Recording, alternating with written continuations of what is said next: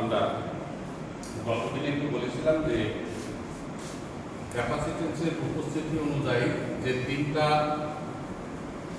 পদ্ধতির বিষয় ক্যাপাসিটেন্সকে হিসাব বিকাশ করা, সেই তিনটা হিসাব বিকাশের দ্বারা আমরা মধ্যম দৈর্ঘ্য পরিবহন লাইনের ক্যালকুলেশন করব। সেই বিষয়ে আজকে আলোচনাটা হচ্ছে এই যে আমরা মধ্যম দৈর্ঘ্য পরিবহন লাইন ক্যালকুলেশন বলতে কিন্তু আমি বারবার এর আগেও বলেছি, আসলে ওই প্রান্ত আর এই প্রান্তের ভেতরের মানের কি পার্থক্য, সেই পার্থক্য কাদের জন্য হয়, কেন হয়, আর পার্থক্যগুলো নিরূপণ করতে পারে। যেমন ওদিকে পিআর আছে, এদিকে পিএস আছে, ওদিকে ভিআর আছে, এদিকে ভিএস আছে, ওদিকে আইআর আছে, এদিকে আইএস আছে, ওদিকে কস থিটার আছে, এদিকে কস থিটা এস আছে। এদের ভেতরে মানের পার্থক্য হয়ে যায়। এই পার্থক্য হওয়ার জন্য যারা দায়ী তারা হচ্ছে বাধা সমূহ। কারা সেই বাধা, সেইগুলো আমরা বলেছিলাম যে একটা রেজিস্ট্যান্স, আর চোখে দেখা যাবে না যে দুইটা বাধা, একটাই হচ্ছে ইন্ডাকটিভ রিঅ্যাকট্যান্স আর একটা হচ্ছে ক্যাপাসিটিভ রিঅ্যাকট্যান্স। তাহলে এই বাধাগুলো আছে বিধায় এই মানের পার্থক্য হয়ে যাবে। সেই পার্থক্যের কারণে আমরা বিষয়বস্তুগুলোর যে বিভ্রান্তিকর তৈরি হয়, যেটাকে আমরা রেজাল্ট বলি, সেই রেজাল্টগুলোর নাম কি? যেমন ভোল্টেজ রেগুলেশন, এটা একটা রেজাল্টের নাম, ইলেকট্রিক্যাল টেকনোলজি। তারপরে দক্ষতা, এগুলো হচ্ছে একটা রেজাল্ট। কারণ এই মানগুলো না জানা থাকলে রেজাল্টগুলো তুমি বলতে পারবে না। দুই প্রান্তের তথ্য জানা থাকা লাগবে, তাহলে রেজাল্ট বলা যাবে। আবার কি লস, অর্থাৎ রেজাল্ট যদি জানা থাকে তাহলে তুমি লস সম্বন্ধে কিছুই বলতে পারবে না।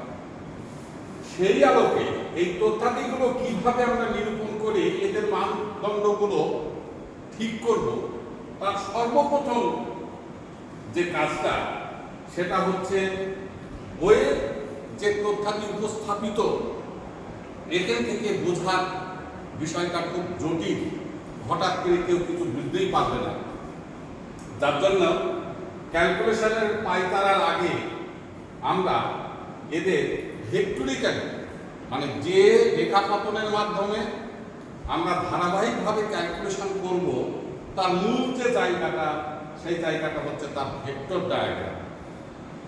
ভেক্টর ডায়াগ্রাম তার মানে যে ডায়াগ্রামটা ভেক্টরিক্যালি উপস্থিত। ভেক্টরিক্যালি উপস্থিত বলতে কি বোঝায়? ভেক্টর রাশির সংখ্যাটা থেকে তার ভেক্টরের নাম। ভেক্টর রাশি বলে যে রাশির মান এবং দিক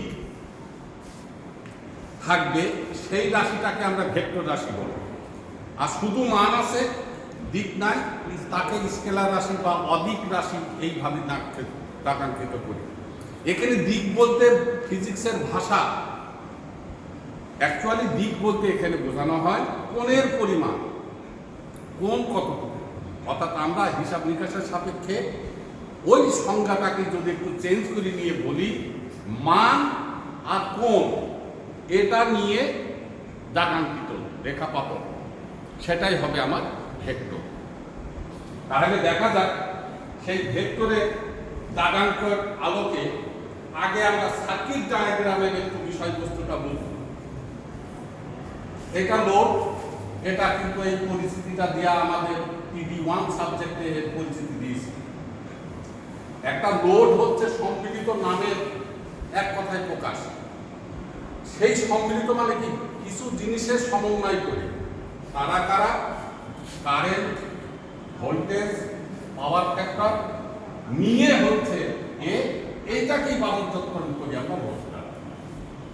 মানে কথা বুঝতে পারলে না, একটা লোডের নামকরণ কি করি গাণিতিকভাবে, বলি যে পাওয়ার, চিনি কিভাবে এত ওয়াট, এত মেগাওয়াট, এত কিলোওয়াট, এইগুলো হচ্ছে আমার লোড, এইগুলো কি পাওয়ার। তো হয় কি করি, এমনি আচমকা হবে নাকি, তিনটা জিনিসের সমন্বয় সে তৈরি হয়, ভোল্টেজ, কারেন্ট, পাওয়ার ফ্যাক্টর, তিনটা মিলে হচ্ছে আমার পাওয়ার। এই পাওয়ারটারই নামকরণ হচ্ছে আমাদের লোড। সেটা সব জায়গায় ব্যাপকভাবে বিস্তার লাভ করেছে। তাহলে লোডটার একটা কারেন্ট আছে, এখানে আর গুলো রেখার অর্থ হচ্ছে রিসিভিং এর আর, এটা হচ্ছে গ্রহণ অর্থাৎ লোডের, আর এটা হচ্ছে প্রেরণ সেন্ডিং, এস মানে হচ্ছে সেন্ডিং। তাহলে এখানে যে রাশিমালা দিয়ে ভেক্টর চিত্র হবে, সেই ভেক্টর চিত্রটা করার জন্য আমরা করি কি, এই ফার্স্টে এই একটা দাগ কেটে দেব। কি দাগ এটা? এটা যে জায়গাটায় আমি ওই রেখাপাতন ঘটাবো সেই জায়গাটাকে একটা গ্রাফ পেপার তো তোমাকে দেওয়া হবে না, একটা সাদা কাগজে তুমি এক্স অক্ষ আর ওয়াই অক্ষ তুমি দাগাঙ্কিত করে দিবে। এইটাকে আমরা মুভ হলো তো। এইবার এই পাওয়ারের দাগাঙ্কিত মান দাগাঙ্কিত করার জন্য আমাকে কি করতে হবে? তাহলে পাওয়ারের আদি মানে প্রথম যেটা না হলে দ্বিতীয়টা হতো না, সেটা হচ্ছে প্রথম হচ্ছে ভোল্টেজ। এই কথাগুলো খেয়াল করো, কিন্তু এগুলো হচ্ছে টেকনোলজির বিভিন্ন সাবজেক্টের ভেতরেই এগুলোর কিন্তু অবস্থান বা উপস্থিতি আছে। প্রথম জিনিসটা হচ্ছে আমার ভোল্টেজ, ওই ভোল্টেজের সাপেক্ষে হচ্ছে কারেন্ট, এই দুইজনের ভেতরকার ফেজ কোণ হচ্ছে পাওয়ার ফ্যাক্টর, তারপরে আসবে পাওয়ার। দেখেছো ধাপগুলো কি? কথা মানে ক্লিয়ার হয়ে গেল। প্রথম হচ্ছে আমার ভোল্টেজ। একটা পাওয়ার ডেভেলপে কি কি আছে আমি বললাম না, ভোল্টেজ আছে, কারেন্ট আছে, পাওয়ার ফ্যাক্টর আছে। আর তুমি যদি বলো যে আগে পাওয়ার ফ্যাক্টর, না, আগে বাহু, তারপরে সৃষ্ট কোণ, তারপরে কোণের মান। তো বাহু তো আছে দুইটা, একটা ভোল্টেজের বাহু, একটা কারেন্টের বাহু। কোন বাহুকে আঁকাবে? প্রথমে আঁকাবে তুমি ভোল্টেজের বাহু। ঠিক আছে, এখন মান টান যা তাই হতে পারে, তুমি একটা আনুমানিক মান নিয়ে নিলে, মনে করলাম এই পর্যন্ত হচ্ছে এই মানটুকু হচ্ছে ইয়ারের মান। বোঝা গেল? দিলাম কোথায়? এক্স অক্ষ বরাবর। কেন? এইটাকে আমাদের ভেক্টরের বলা হবে রেফারেন্স অ্যাক্সিস। কথা করে খেয়াল করে, এর নাম কি?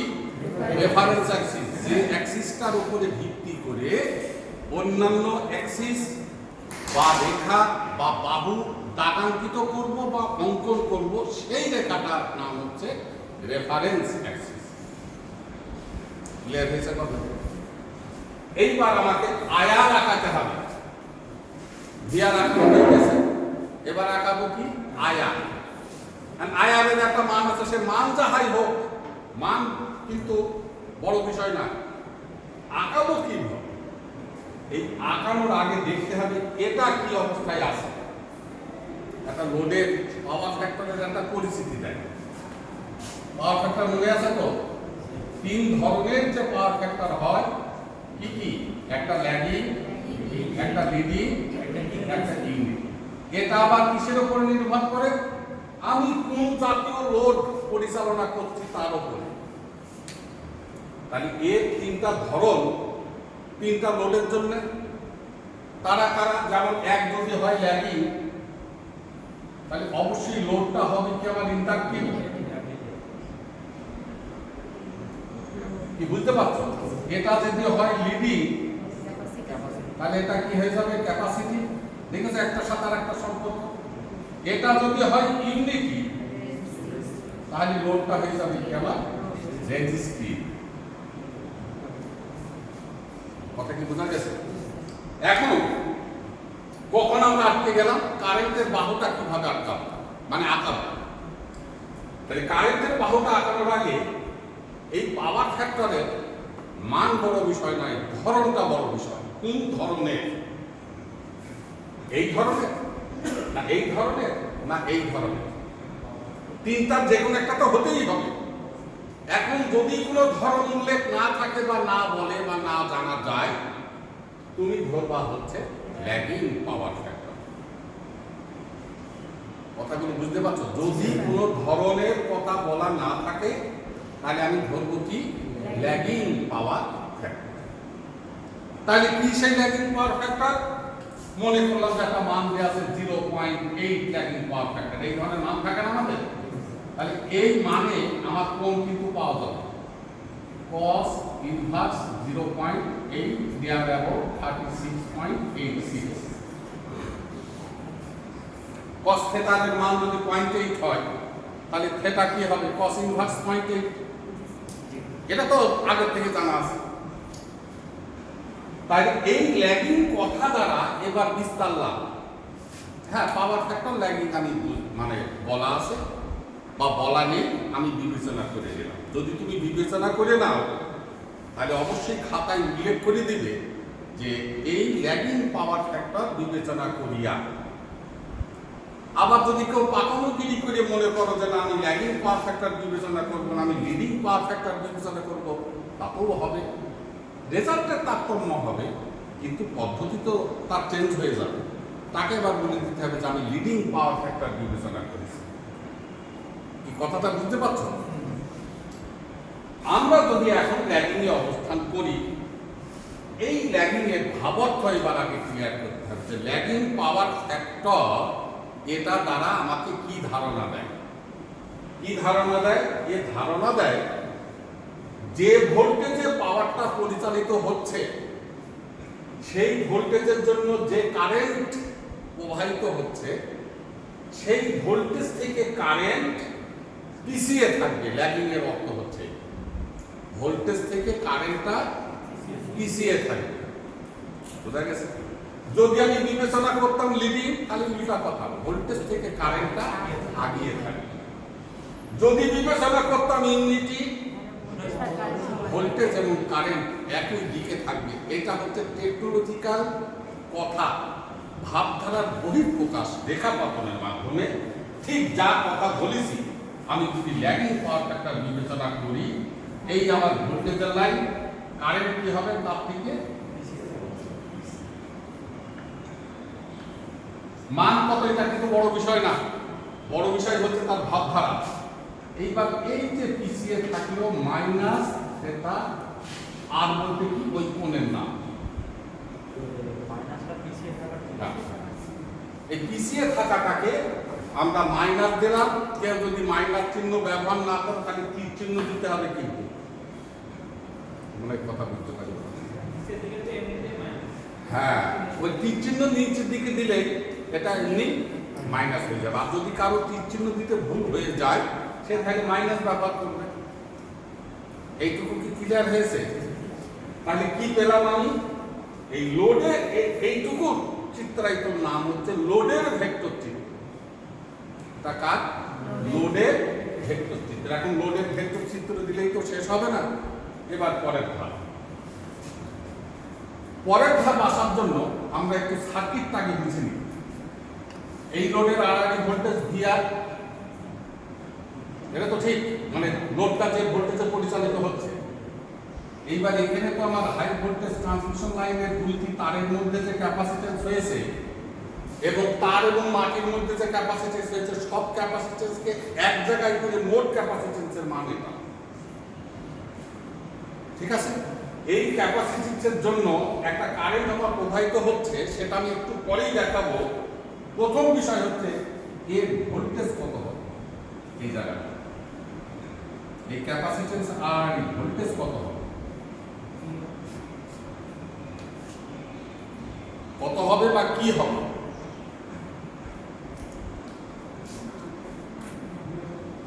আচ্ছা বলতে ভিআর হবে কারণ খেয়াল করবা, হ্যাঁ লোডের শুধু প্যারালাল বলে কথা না, এখানে কোনো বাধার উপাংশ আমি হিসাবে নিয়ে আসিনি। তার মানে আছে কি সরাসরি এর প্যারালালে। প্যারালালে কি হয়, ভোল্টেজ একই থাকে, সমান থাকে। এখানে যে ভোল্টেজ এখানেও সেই। বোঝা গেছে কথাটা?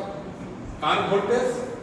ওই সি ওর আড়াআড়ি যে ভোল্টেজটা, লোডের যে ভোল্টেজ একই ভোল্টেজ।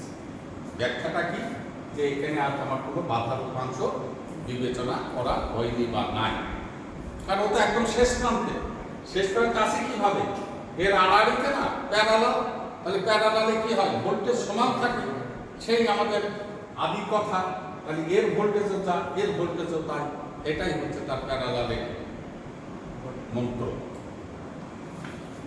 এইবার এই দুইটা জিনিসকে একটু ছিড়িয়ে নিয়ে আসি আমি তোমাদের বোঝার সুবিধার্থে, কারণ এই জিনিসগুলো আমাদের সাবজেক্টের অনেক জিনিসের ভেতরে আছে, যার জন্য একটু খেয়াল করবা।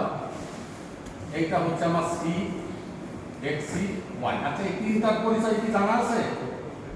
সি এক্সি আর ওয়াই, মানে সি হচ্ছে ক্যাপাসিট্যান্স, এক্সি হচ্ছে ক্যাপাসিটিভ রিঅ্যাকট্যান্স, ওয়াই হচ্ছে অ্যাডমিট্যান্স বা সাসেপ্ট্যান্স। আমরা বুঝতে পারলাম, সি হচ্ছে ক্যাপাসিট্যান্স, এক্সি হচ্ছে কি ক্যাপাসিটিভ রিঅ্যাকট্যান্স, ওয়াই কি সাসেপ্ট্যান্স বলবা। সাসেপ্ট্যান্স অ্যাডমিট্যান্স এই নাম দুইটা একই হয় তখনই যদি ওই ক্যাপাসিট্যান্সের সাথে আর কোনো বাধা সন্নিবেশ না থাকে, তাহা হইবে। একটা আরএল বা আরএলসি সার্কিটে ইম্পিডেন্স কখন আর এর সমান হয়, একটা প্রশ্ন হয় না মাঝে মধ্যে? কখন হয়? যখন এক্সএল এবং এক্সি উভয়েরই মান সমান থাকে, একই হয়, একই পাওয়া যায়, তখন জেড ইজ ইকুয়াল টু কি হয়ে যায়, আর। যেমন দেখো আমরা কি লিখি, Z is equal to R plus j of XL minus XC. এটা আমাদের একটা আরএলসি সার্কিটের কথা না? আমি বলছিলাম যে জেড ইজ ইকুয়াল টু আর কখন হবে, তাহলে জেড ইজ ইকুয়াল টু আর, তার মানে কি ওই দুইটা জিনিস নাই, দুইটা জিনিস সমান মানে হচ্ছে এক্সএল যাহা এক্সইউ তাহা, তাহলে এই দুইটা কেটে দিয়ে কি হয়ে যায়, জিরো। তাহলে রেজাল্ট কি হয়, R plus j of zero, R plus j of zero, আর সরাসরি আর কথা পায় জে অফ জিরো দ্বারা কি বোঝায়? আরে বোঝায় কি, জে অফ জিরো দ্বারা কি বোঝায়, ধারণাটা কি দাঁড়ায়? ইয়েস, জে অফ জিরো মানে যার কোনো কোণই নাই। তো কোণ যদি না থাকে তাহলে কি হয়ে যাবে, ভূমি বরাবরই তার অবস্থান, একই রেখার উপরে কোণ নাই, দ্যাট মিন্স সেটা কি হয়ে যাবে, একটা স্কেলার রাশি, শুধু মান আছে কিন্তু কোণ নাই, দ্যাট মিন্স তখন হয়ে যাবে কি স্কেলার। স্কেলার রাশি দিয়ে কখনো ভেক্টর চিত্র হয়, ভেক্টর চিত্র হতে হলে অবশ্যই কোণ এবং মান দুইটা থাকা লাগে। তাহলে যেটা বলছিলাম যে অ্যাডমিট্যান্স সাসেপ্ট্যান্স হয়ে যাচ্ছে কখন, যদি শুধু ক্যাপাসিট্যান্স থাকে আর কেউ যদি না থাকে, তাহলে অ্যাডমিট্যান্স সাসেপ্ট্যান্স হয়ে যায়। মানে তুমি যদি অ্যাডমিট্যান্সও বলো তাও ঠিক, সাসেপ্ট্যান্স যদি বলো তাও ঠিক। এই কথা বোঝা যাচ্ছে কথাটা? এইবার এই জিনিসটা আড়াআড়িতে ভোল্টেজ লাগিয়ে দিলাম, হলো? এইবার যাহা ভোল্টেজ লাগালাম এ একটা কারেন্ট তৈরি করবে, এর ভেতরে প্রবাহিত করা হবে। এইবার কিছু জ্ঞাতব্য বিষয় একটু খেয়াল করবার কথা। ভোল্টেজ যাই হোক, পথ যদি কেবলমাত্র ক্যাপাসিট্যান্স দ্বারা ওই পথটা হয় বা থাকে, তাহলে ওই ভোল্টেজের জন্য যে কারেন্টটা প্রবাহিত হবে তার একটি বিশেষ নামকরণ আমরা করে দেব, যার নাম হচ্ছে চার্জিং কারেন্ট। এটা সব জায়গায় পাওয়া যাবে না, এর বৈশিষ্ট্যই কিন্তু একটি ভিন্নতম বৈশিষ্ট্য, অর্থাৎ কেবলমাত্র ক্যাপাসিট্যান্স। কথাগুলোর ভেতরে খুব জোরালো একটা বিষয় আছে, অন্য কেউ থাকতে পারবে না, তাহলে কিন্তু কারেন্টের হবে ঠিকই, কিন্তু চার্জিং কারেন্ট বলতে পারবো। চার্জিং কারেন্টের নেচার অ্যান্ড ক্যারেক্টারিস্টিক্স হচ্ছে পথ হতে হবে একদম একটাই। কোন পথ? কেবলমাত্র ক্যাপাসিটর। তাহলে যে কারেন্টটা প্রবাহিত হবে তার নাম হচ্ছে চার্জিং কারেন্ট। কি বোঝা গেল কথা কি বললাম? হ্যাঁ, পথে যদি অন্য কেউ মানে কি রেজিস্ট্যান্স থাকতে পারে, ইন্ডাক্ট্যান্স থাকতে পারে, রেজিস্ট্যান্স ইন্ডাক্ট্যান্স দুইজনাই থাকতে পারে, তাহলে কিন্তু কারেন্ট প্রবাহিত হলো। আমি আর চার্জিং কারেন্ট বলতে পারবো না, সেটা হবে কি, ওর নাম হবে একটা লিডিং কারেন্ট বা ল্যাগিং কারেন্ট হতে পারে। সেটা আবার নির্ভর করবে মানের উপরে, কার মান কেমন, কত কি তার উপর। তো যাই হোক, এখন এই অবস্থায় এই জায়গাটা ক্লিয়ার হয়েছে কিনা? পথটা কি? Capacitor, voltage. তাহলে এর জন্য যে কারেন্টটা যাচ্ছে, আমি শুধু আই লিখিনি, কিন্তু আমি কি নাম দিলাম? আইসি। কেন দিলাম? এর নাম হচ্ছে চার্জিং কারেন্ট। তাহলে এইটুকু তো বোঝা গেল। এইবার এই কারেন্টের নামের সাথে ভেক্টরিক্যালি চারিত্রিক বৈশিষ্ট্য। তাহলে আবার আমরা এইটুকুর জন্য যদি একটা এক্স অক্ষ ওয়াই অক্ষ করি, তাহলে এটা ভোল্টেজ, এই বরাবর দিলাম এই ভোল্টেজের মান হয়েছে। এইবার এই কারেন্টটা কি নাম? Charging current. এর নাম কি? Charging current. এইবার একটু খেয়াল করো, এই চার্জিং কারেন্টের চারিত্রিক বৈশিষ্ট্য ভেক্টরিক্যালি উপস্থাপনের জন্য এই কারেন্টটা এই ভোল্টেজ থেকে একদম অ্যাবসলিউটলি 90 ডিগ্রি লিডিং পজিশনে ওর অবস্থান থাকবে বা হবে। যেই তুমি চার্জিং কারেন্ট বলবা, তার মানে নেচার ক্যারেক্টারটা কি? ভোল্টেজ থেকে 90 ডিগ্রি আগিয়ে যার অবস্থান। তাহলে ভোল্টেজ কি এই দিকে 90 ডিগ্রি আগিয়ে পজিটিভ, তাহলে 90 ডিগ্রি কি হয়? এই বরাবর এইটা 90, মনে করলাম এই যে এটা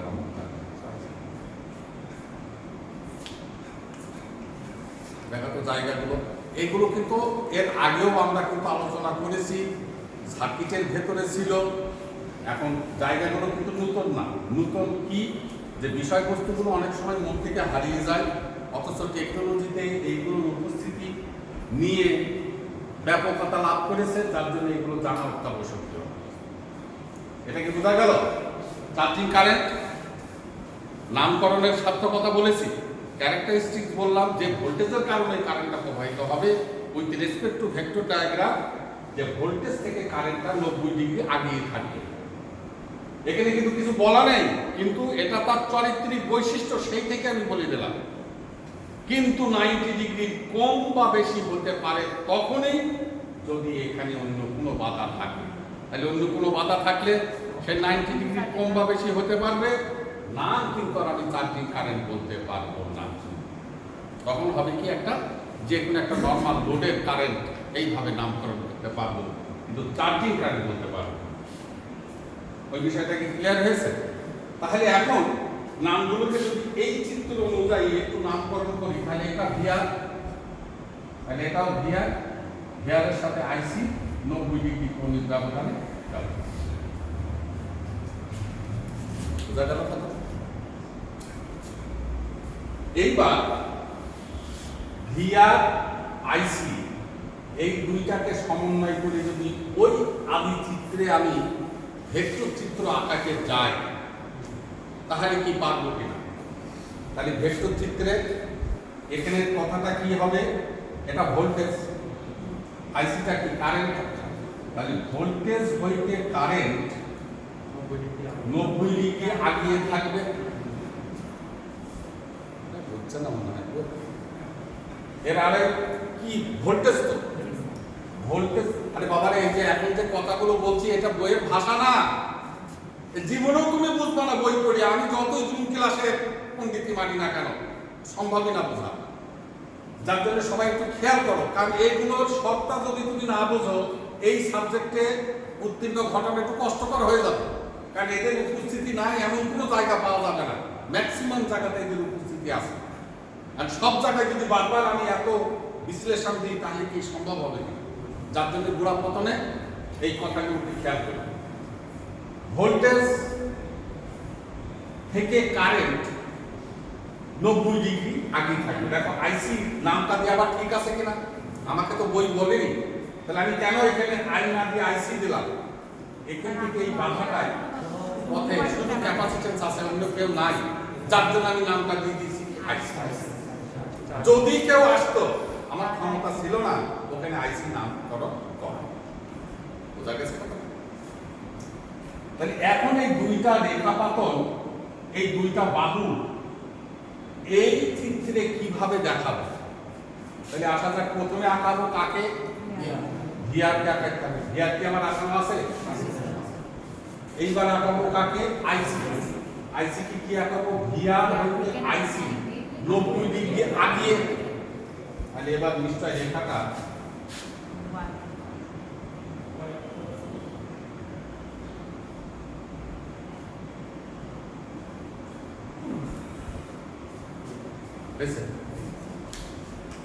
কি বোঝা গেল? এই জায়গাটা ভেক্টর চিত্র হয়েছে, ক্লিয়ার হয়েছে কথা? এইবার আসি, এইটা কি বলছে? আইএস। আইএস কিভাবে আঁকাবো বা কিভাবে পাবো? আগে পাওয়ার ধারণাটা চিন্তা করো। আইএসটা কি হবে?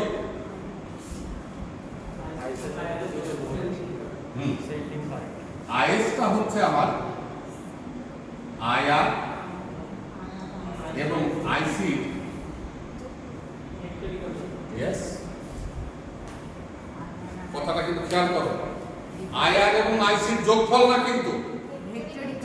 হ্যাঁ, শুধু যোগফল বললে এটা কিন্তু হয়ে যাবে বীজগণিতীয় যোগফল, স্কেলার রাশির যোগফল। নেভার, এটা কিন্তু সেই যোগ না, এটা হচ্ছে কি না ভেক্টর যোগ। এখন ভেক্টর যোগ দুইটি রাশিমালা কিভাবে করতে হয় সেটা একবার দেখে নিলে ওই জবাব হয়ে যাবে। Is is equal two IR plus IC vector যোগ, তাই তো? আইআর আঁকানো আছে, আইসি আঁকানো আছে।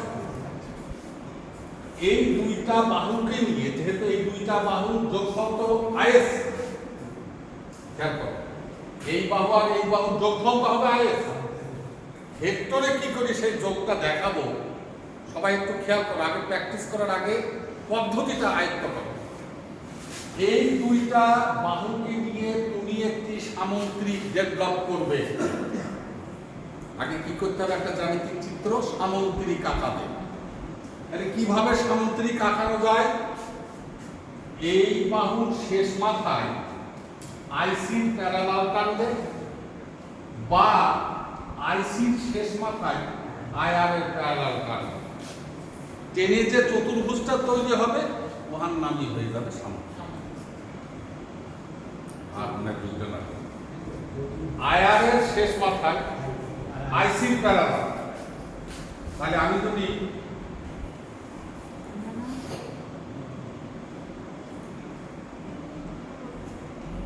দেখো তো এর প্যারালাল এ হয়েছে কিনা? হয়েছে, কি বোঝা গেল? আবার যদি মনে করি আমি আইসি শেষ মাথায় হোক বা যে কোনো জায়গায় হোক আইআর এর প্যারালাল টানি,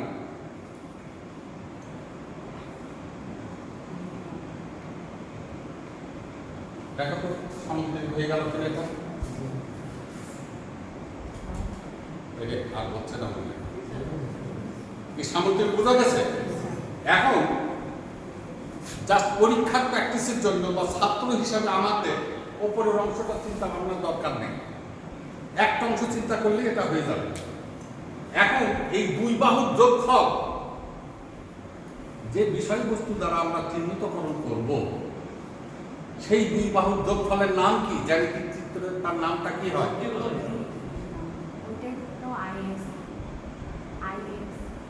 আরে করবো কি করে? নাম যাহাই হোক, যেটা বহিঃপ্রকাশ কে করে? ওই যে ওই ছেলেটা বলেছে লব্ধি জানা, চিত্রের সেই দাগটা কে দেয়? কর্ণ।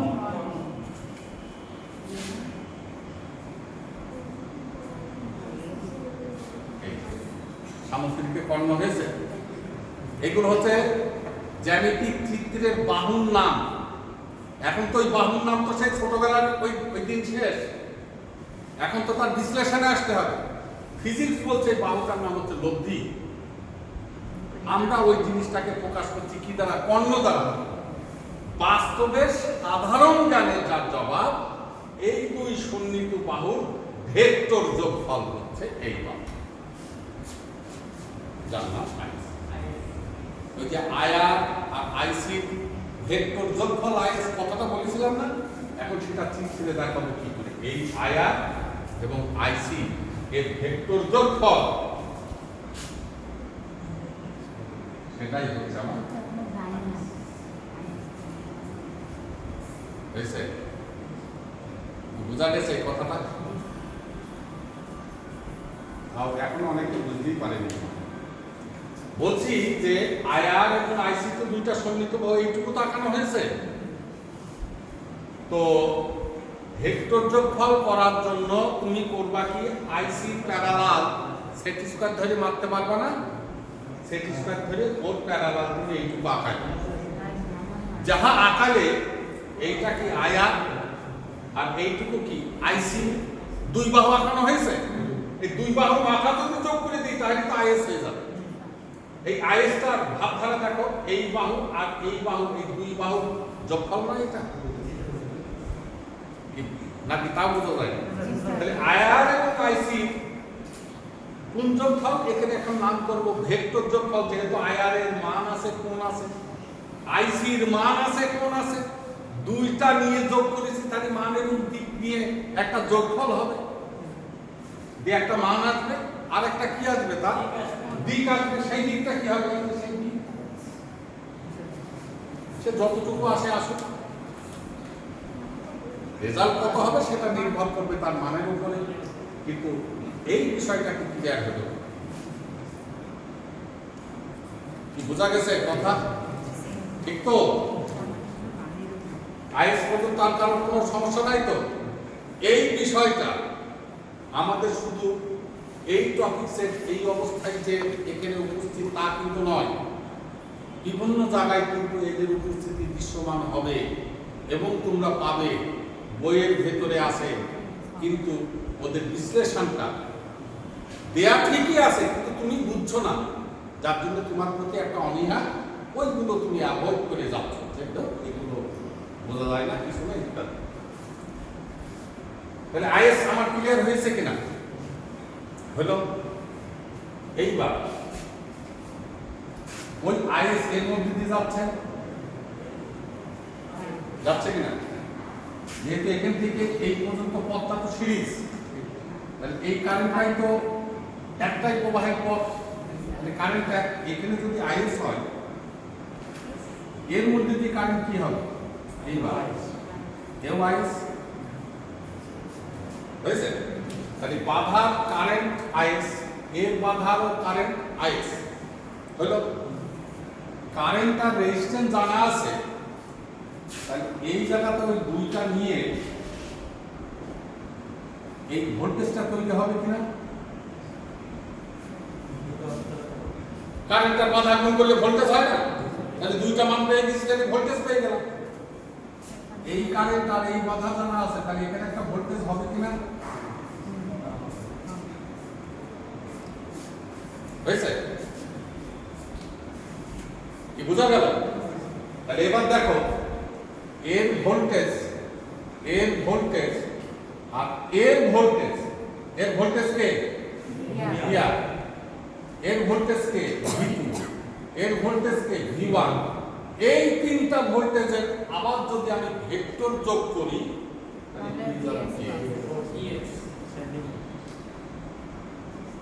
পাবো কিনা?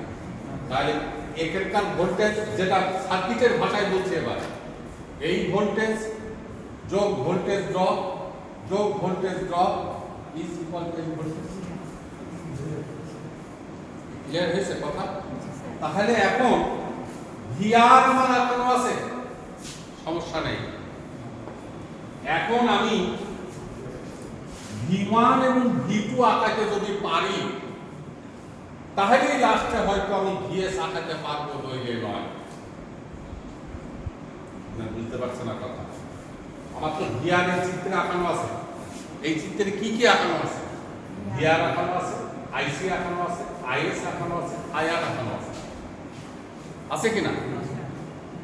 তাহলে এখন বলছিলাম যে V2 বা V1, এই V1 আঁকাবো, তাহলে V1 আঁকাতে গেলে আমার কারেন্ট জানা লাগবে, ভিআর জানা লাগবে, ইত্যাদি ইত্যাদি বিভিন্ন জিনিস। ভিআর কিন্তু আমার ছিল, দেখো ভিআর আঁকানো আছে, আছে কিনা?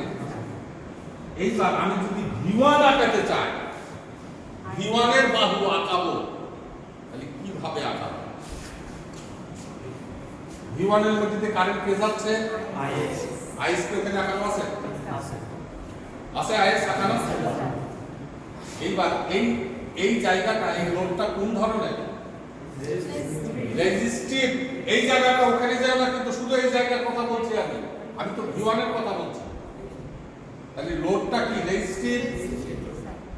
রেজিস্ট্যান্স আছে, ভোল্টেজ এবং কারেন্ট এর মধ্যে ফেজ কোণ কি হবে? শূন্য। ফেজ কোণ শূন্য। পাওয়ার ফ্যাক্টর কত হবে? 1। কারণ লোড হচ্ছে রেজিস্টিভ, লোড হচ্ছে রেজিস্ট্যান্স, বাহু হচ্ছে রেজিস্ট্যান্স, কেবলমাত্র রেজিস্ট্যান্স, যার নাম ছিল বিশুদ্ধ রেজিস্টিভ সার্কিট। তারপরে দেখো নাম ছিল বিশুদ্ধ ইন্ডাকটিভ সার্কিট, বিশুদ্ধ ক্যাপাসিটিভ সার্কিট। তিনটা সার্কিটের তিনটা ধরন ছিল না নাম। এই বিশুদ্ধ বলতে কি বুঝেছিলাম? খাঁটি কথা না, ভেজাল কথা না। কথাটা হচ্ছে ওই পথে কেবলমাত্র যদি একজনই রেজিস্ট্যান্স থাকে, তাহলে তার নামটা হবে বিশুদ্ধ রেজিস্ট্যান্স। এই বিশুদ্ধ বলতে ভেজাল খাঁটি না। এখানকার এই বিশুদ্ধতার মানদণ্ড হচ্ছে রেজিস্ট্যান্স আছে আর কেউ নেই। যদি ইন্ডাক্ট্যান্স থাকে আর কেউ না থাকে, নাম হয়ে যাবে বিশুদ্ধ ইন্ডাক্টিভ।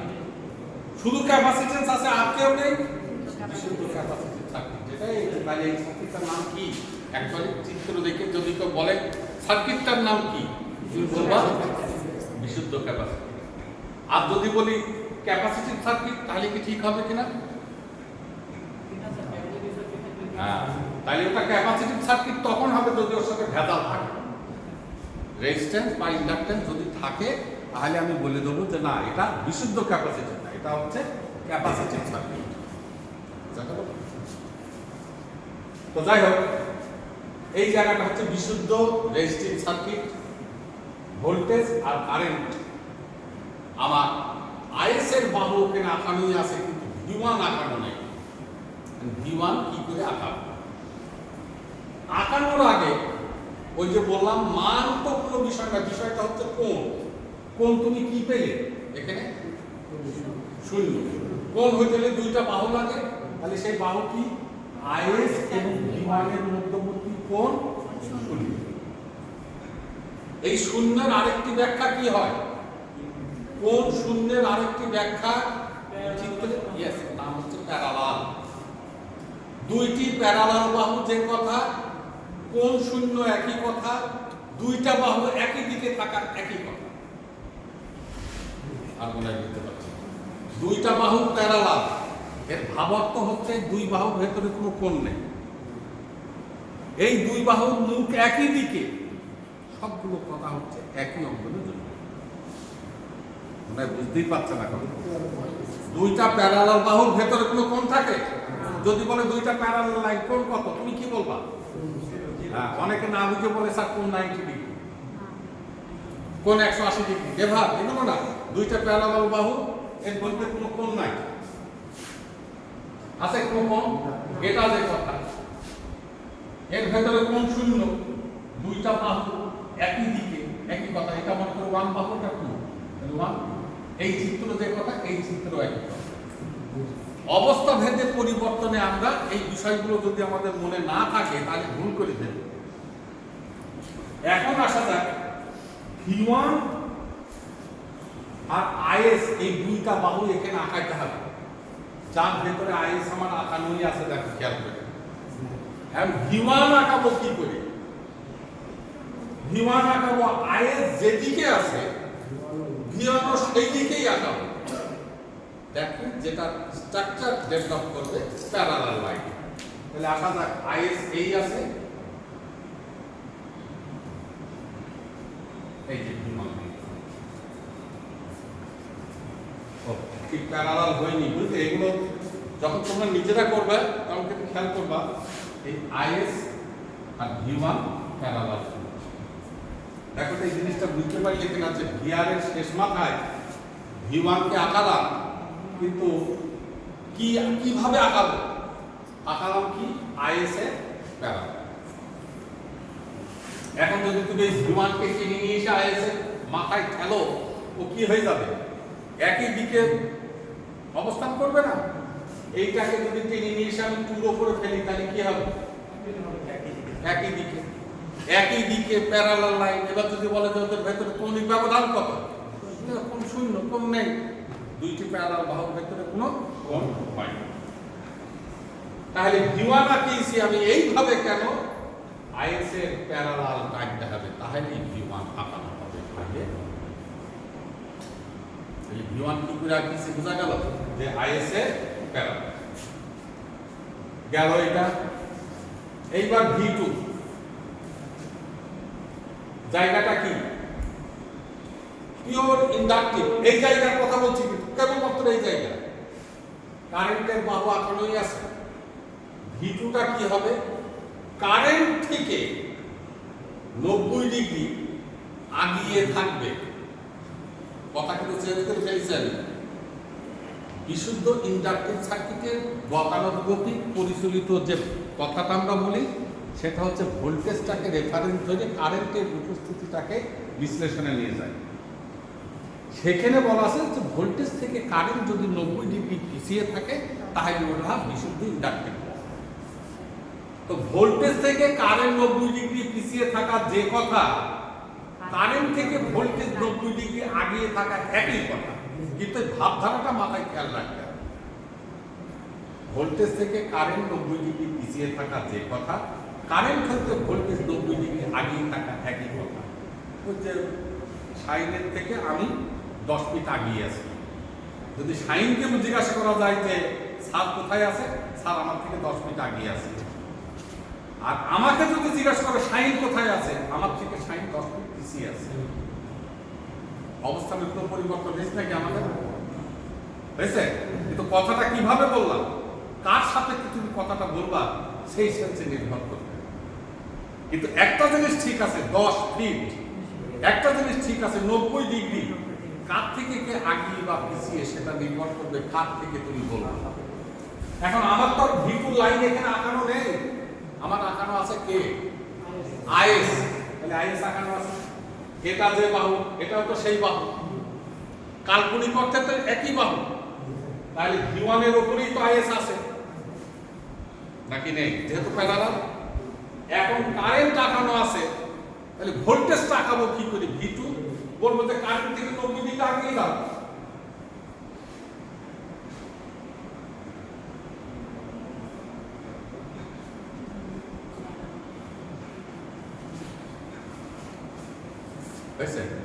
গোটা থেকে কি আঁকালাম খেয়াল করেছো? আমি V1 থেকে V2 90 ডিগ্রি আঁকিয়েছি, এটা আমার পদ্ধতিগত কথার আলোকে এই ধরনের হয়েছে। V1 মানে কিন্তু এটা V1 না, এখানে কিন্তু আইএস আছে। সেই আইএস থেকে 90 ডিগ্রি আগে আঁকিয়েছি আমি V2। তাহলে তোমরা এখন প্র্যাকটিস সেশনে তার এত মনে রাখার দরকার নাই। এই বাহু প্যারালাল এইটা, এই বাহুর উপরে 90 ডিগ্রি, এইগুলো কিন্তু ওই সেট স্কয়ার ধরে সুন্দর করে করবা। এক্সামিনাররা ভেক্টর চিত্রে যে গুরুত্বগুলো দেওয়া হয় সেটা কত মান নিয়েছো এটা না, প্যারালাল লাইনটা ঠিক আছে কিনা আর 90 ডিগ্রিগুলো ঠিক আছে কিনা, তাহলেই বোঝা যাবে যে ওই ছেলের ভেক্টর ঠিক আছে কিনা। কেউ স্কেল দিয়ে 3 ইঞ্চি না 2 ইঞ্চি না 2.5 ইঞ্চি এটা মেপে দেখবে না। প্যারালাল লাইন আর 90 ডিগ্রি ডিসপ্লেসমেন্ট যেখানে যেখানে যা প্রয়োজন, এইটা যদি ঠিক থাকে তাহলে বুঝবে যে হ্যাঁ এই ছেলের ভেক্টর ঠিক আছে। কি বোঝা গেল কথা? এবার আবার আসি। তাহলে এখান থেকে এই বাহুটার নাম কি? এখান থেকে এটার নাম কি? এখান থেকে এটার নাম কি? তাহলে VR যোগ V1 যোগ V2 এই যোগফলটা মুখে বলছে, এবার নামটা দিয়ে দেবে।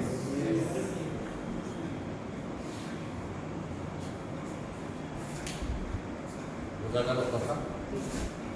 তুমি দেখো এখানে তাই বলেছিলাম না, VR V2 V1 এই তিনটা মানের ভেক্টর যোগফল আসবে কি আমার VS। দেখো চিত্র তাই বলছে, এই VR তার মান আছে, তার দিক আছে, দিক কত 0। V1 তার মান এবং দিক আসবে, আমি তো চিত্রে দেখাচ্ছি, যখন আমরা ক্যালকুলেশন করব তখন তো আবার রেজাল্ট আসবে। যোগ V2, তাহলে VR যোগ V1 যোগ V2 ইজ ইকুয়াল টু কি আমার বোঝা গেল কথা? তাহলে এখন রেফারেন্সকে, আমাদের এই এতগুলো বাহুর রেফারেন্সকে যার সাপেক্ষে আমি আঁকিয়েছিলাম, হ্যাঁ x অক্ষ তো সেই x অক্ষ y অক্ষ, x অক্ষ তো বলা যাবে না, এখন হচ্ছে আমার রেফারেন্সকে VR। ঠিক আছে? তাহলে এই বাহু, এই বাহু, এই বাহু, বুঝা গেল? তাহলে এইটা কেন রেফারেন্স? যত তোমার অন্যান্য বাহুগুলো অঙ্কিত হয়েছে সব বাহুরই আদি বাহু, সেটা হচ্ছে আমার VR। এই জন্য এটাকে বলা হচ্ছে কি রেফারেন্স। তোমাদের করণীয় হচ্ছে এই বোর্ডের ভিতরে অনেক জিনিস লুকিয়ে আছে, এইগুলোকে একটু বিশ্লেষণে নিয়ে আসবে। প্র্যাকটিস সেশনে সর্বাধিক গুরুত্ব দেবে এই চিত্রটা, যার নাম সার্কিট ডায়াগ্রাম। এটা না আঁকাইতে পারলে পরে অঙ্ক করা যাবে না। এটা বিশদ টেকনোলজিক্যাল গুরুত্বপূর্ণ জায়গা হচ্ছে যার নাম ভেক্টর ডায়াগ্রাম। এই দুইটা ডায়াগ্রাম সঠিকভাবে অঙ্কন করতে পারা, জানি প্রান্তিক ক্যাপাসিট্যান্স মেথড, মধ্যম দৈর্ঘ্য পরিবহন লাইন ক্যালকুলেশনের তার সার্কিট ডায়াগ্রামটা কেমন হয় বা আমি আঁকাইতে পারি কিনা, তার ভেক্টর ডায়াগ্রামটা কেমন হয় সেটা আমি আঁকাই। এইগুলো যদি সত্যিকার অর্থে তুমি যদি বুঝে তোমার কাছে ক্লিয়ার হয়, ধারাবাহিক বিশ্লেষণগুলো তোমার কাছে ক্লিয়ার হবে এবং পরবর্তী ধাপসমূহ এই সাবজেক্টের বিভিন্ন জায়গা সেগুলো তোমার কাছে ক্লিয়ার হবে। কিন্তু যদি অন্ধকারচ্ছন্ন থাকে, বুঝিনি, আন্দাজে লাইন টানা, এটা তোমার জন্য মানে বৃথা হয়ে যাবে। আমি আন্দাজে পরিপূর্ণ ব্যাখ্যা না দিতে পারি, কিন্তু মিনিমাম যে জ্ঞানগুলোর কথা আমি বললাম, এইগুলো কিন্তু বারবার প্র্যাকটিসের মাধ্যমে তোমার কাছে ক্লিয়ার হবে। বোঝা গেছে? আর এগুলো অবশ্যই একটু চেষ্টা করবা পেন্সিল দিয়ে আঁকা। বল পেন কখনো পরীক্ষার হলে সার্কিট ডায়াগ্রাম বল পেন দিয়ে করা যাবে, সমস্যা নাই, কিন্তু ভেক্টর চিত্র অবশ্যই পেন্সিল দিয়ে। বুঝা গেছে? তো দেখো কাজটা আমি এখানে শেষ করলাম। ইনশাআল্লাহ আবার আগামী দিন তোমাদের সাথে কথা বলবো। বোর্ডটা মুছে দিও।